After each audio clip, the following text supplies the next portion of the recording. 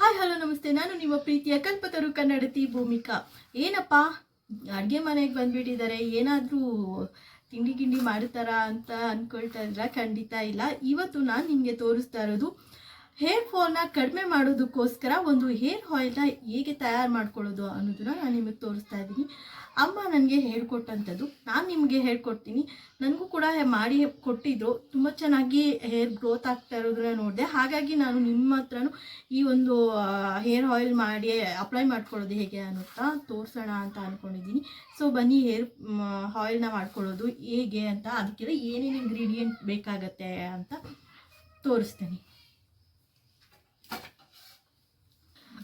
ದಾಸವಾಳದ ಒಂದು ಎಲೆಗಳು ಒಂದಿಷ್ಟು ತೊಗೊಂಡಿದ್ದೀನಿ. ಒಂದು ದಿನಕ್ಕೆ ಅಂದರೆ ಒಂದು ಸರಿ ಏರ್ ಅಪ್ಲೈ ಮಾಡ್ಕೊಳ್ಳೋದಕ್ಕೆ ಇಷ್ಟು ದಾಸವಾಳದ ಎಲೆಗಳು ಸಾಕಾಗುತ್ತೆ. ಒಣಗಿಸಿದ್ದೀನಿ. ಹಾಗೆ ಕರಿಬೇವಿನ ಎಲೆಗಳು,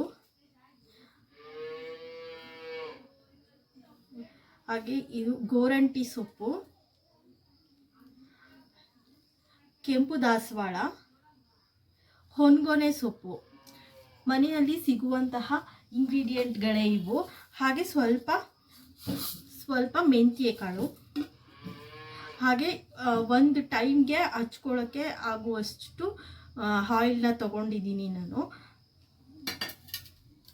ಒಂದೇ ಸರ್ತಿ ಕೂಡ ಮಾಡಿ ಇಟ್ಕೋಬೋದು.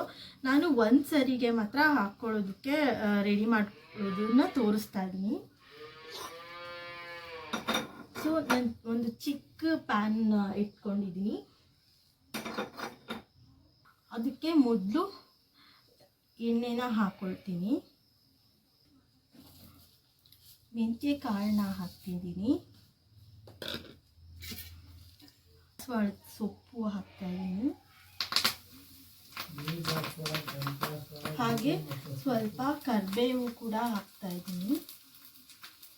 ಆಮೇಲೆ ಗೋರಂಟಿ ಸೊಪ್ಪು ಕೂಡ ಹಾಕ್ತೀನಿ.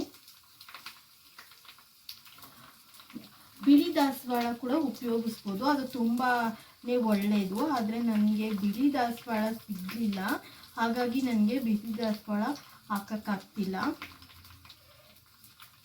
ಹೊನ್ಗೊನೆ ಸೊಪ್ಪು, ಇದು ಕಣ್ಣಿಗೆ ತುಂಬಾ ತುಂಬಾ ತಂಪು. ಹಾಗಾಗಿ ಇದು ಚೆನ್ನಾಗಿ ಬೇಯಿಸಬೇಕು. ಇದು ಚೆನ್ನಾಗಿ ಕುದೀತಾ ಇದೆ, ನೋಡ್ಬೋದು. ತುಂಬಾ ಚೆನ್ನಾಗಿ ಕುದೀತಾ ಇದೆ.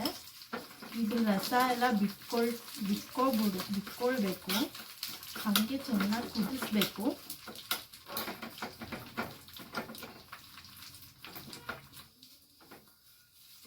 ಇದೆಲ್ಲ ಅಂಶನ ಬಿಟ್ಕೋಬೇಕು. 10-15 ನಿಮಿಷ ಅದ್ರ ಸಾರ ಎಲ್ಲ ಎಣ್ಣೆಗೆ ಬಿಟ್ಕೊಳ್ಳುತ್ತೆ. ಅಲ್ಲಿವರೆಗೂ ಸ್ವಲ್ಪ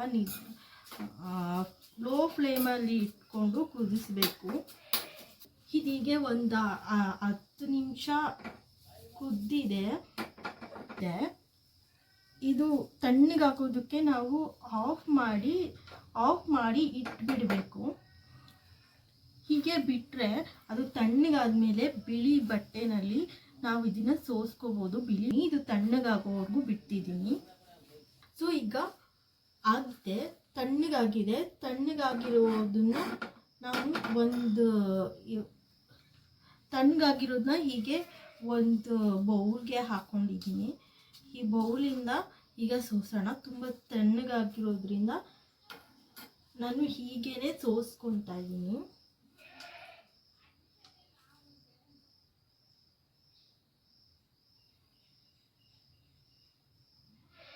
ನೋಡ್ಬೋದು, ಇಷ್ಟು ಎಣ್ಣೆ ಬಂದಿದೆ. ಅಂದರೆ ಒಂದು ಸರ್ತಿಗೆ ಅಪ್ಲೈ ಮಾಡ್ಬೋದು. ಇನ್ನೂ ಆಯಿಲ್ ಇದೆ, ಇದರಲ್ಲಿ ಇನ್ನೂ ತಗೋಬೋದು.